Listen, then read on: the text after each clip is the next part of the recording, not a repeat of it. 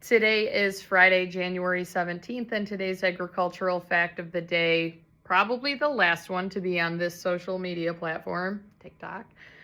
You can find me on YouTube and Instagram, and I still have yet to create another educational Facebook page, but I do have to create another one. The one that I have has limited monetary abilities on longer form videos, so I am going to create another one. This is now after the end of the school day, and I have had a chance to create my new Facebook page to serve as a replacement for the TikTok app.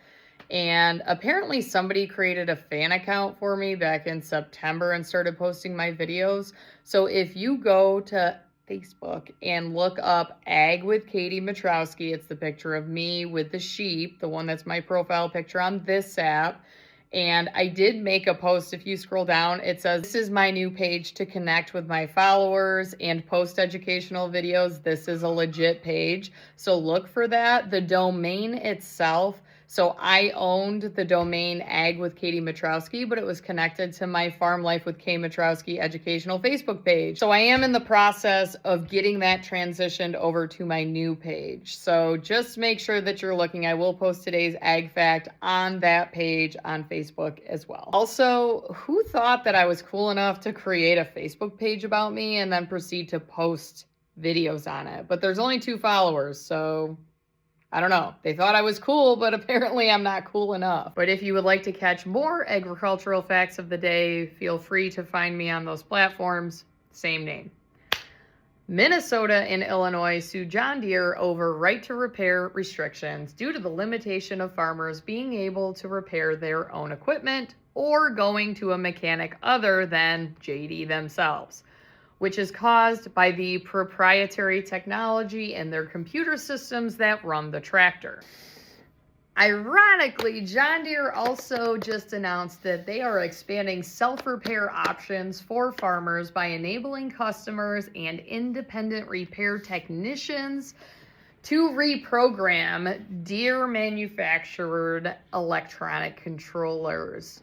Coincidence? I just found this incredibly interesting that when I went on agdaily.com, because sometimes that is where I pull my agricultural facts of the day, these articles were pretty much side by side, and it was hard to figure out which article came first because there was no timestamp on them. But it is interesting if somebody were to stumble upon these articles on Ag Daily and had no premise of the situations of which have occurred, it would have been very interesting. Now, I had not really touched on this in my introduction to agriculture class, so this did provide me an opportunity to educate the kids on John Deere and the technology that exists in their relatively newer tractors, and how the older tractors didn't really have those restrictions when it came to repair.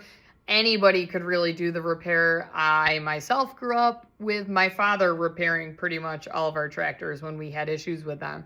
And even our own tractor to this day that my husband and I use on our farm is actually older than me. And it's a, 1970s, I think, John Deere 2030 diesel. And it is old, reliable. And I told my students, this tractor is older than me, but I swear I am going to run this thing into the ground, because the last thing, when I hear these nightmare stories about regenning, I would not be able to mentally handle that. Or the restrictions of the computer systems within them. Now, I'm sure that there will be people that comment on this video and argue the other side of it, of why John Deere needs to be so secure with their technology. But I did compare some things that kids could real world relate to, because the kids in that class aren't farmers. The kids in my 8th grade class aren't really farmers. You may have a couple here and there, but most of them have no experience with that. But I compared it with smartphones, first of all, because you have, and it's a broader type of comparison, right? It's more loosely compared, but there are still points here that can be applied to either situation. Apple devices, when you buy an Apple device, you know what you're getting and you can't really change it. The software inside of it, you can't just upload a different operating system. You can't really change the appearance of that. It is what it is. And when it comes to repairing or trying to change it, Apple is very restrictive on that, as opposed to Android type devices, which are very well known for being able to have more flexibility with, whether It is the outward user interface or the actual internal programming pieces of it. It's a little bit more user-friendly when it comes to individuals that want to change things on their phone.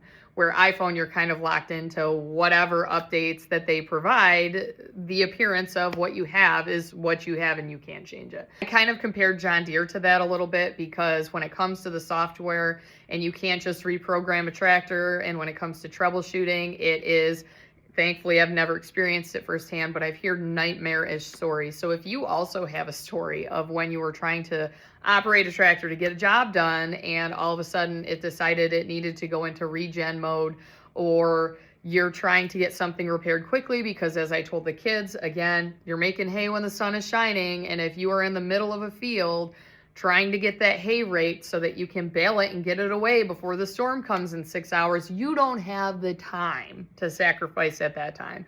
And then it allowed me to go into a little bit more of why it is important for farmers to be able to accomplish the job at hand when they need to, especially when it comes to hay or specific crops, because with hay, you may get several cuttings off of a field, but if you own this property and you are paying taxes on this property and you have a payment potentially on this acreage, you need to show some income in order to afford that and be able to cover your bills.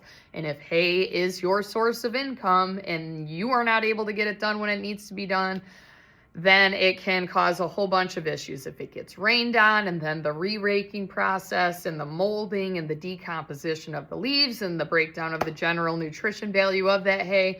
So I apologize if I just over-explained that for all of you, but that was just a little bit of a conversation that we had in that Intro to Ag class. As I told them, if you have livestock that you're feeding at home, you may be able to relate to this. I know personally my sheep love the leafy parts of that hay, and they're going to leave the semi stuff. Anything that is overly tough or coarse, they're gonna pick through it. And if you leave half of the leaves out in the field because it got rained on and then started to decompose and break down, that's not going to be a very good nutrient value hay. Anyway, so I got way off on this topic like I did yesterday with my egg fact with my 8th graders, but they learned something today. I am confident in that. So for those of you on the platform getting banned, I hope you enjoyed your last agricultural fact of the day. I hope that you choose to come find me on the YT app if you want to continue to get these ag facts and the free education, or at least free information to start getting the wheels turning and maybe prompt your thought process about things that you've never thought about before. Aside from that, we are in mad contest preparation mode right now. I am burning the candle at both ends, and I am thoroughly exhausted day in and day out. I have 2 conduct of chapter meeting teams that I am working to prepare for our district level speaking contest, which will take place on February 8th. And I have a parliamentary procedure team. A few of those members are starting from complete scratch. And then I have many kids signed up for individual contests. When I sent an email out a few days ago, the total was around 30 kids that will be coming with me. And although the person that's currently covering our second ag position is very helpful and he will help out when asked, it's a little bit more challenging because I'm the main mode of contact for these kids. So when it comes to preparing and collecting the materials that need to be submitted ahead of time and proofreading and getting them critiqued and all of that, it's just a lot. So if you're considering becoming an ag teacher, just mentally prepare yourself for the craziness. Not to mention, there's also a college trip in there, February 2nd, 3rd, and 4th, which is an overnight trip that we will be going and visiting the ag colleges with other schools. It'll be a great time. I know it will. It's just hard because my schedule right now is a literal tire fire. I am off Wednesday next week for an appointment, and Friday I have the New York State Beef Producers Association annual meeting and conference. So it's just too many irons in the fire right now, and it's not going to get better until like June. But I guess the craziness of FFA just makes me earn this shirt a little bit more that I got at National Convention a few years ago from the NAAE booth. And this rings so true, and I always love picking up these shirts at National Convention.